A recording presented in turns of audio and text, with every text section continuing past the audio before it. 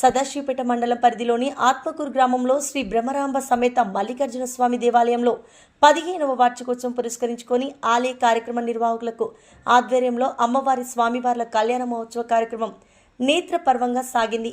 ఆధ్యాత్మిక కార్యక్రమాలతో కళ్యాణ మహోత్సవంకు విచ్చేసిన భక్తులు భక్తి పార్వశ్యంతో మునిగి తేలారు. సాయంత్రం వరకు కూడా భారీగా హాజరైన భక్తజనం దైవ చింతనలో గడిపారు. రామారావు జోసి ఆధ్వర్యంలో వేద పండితుల మంత్రోచ్చారణల మధ్య మల్లికార్జున బ్రహ్మరాంబ దేవీల కళ్యాణోత్సవాన్ని కన్నుల పండుగ జరిపారు.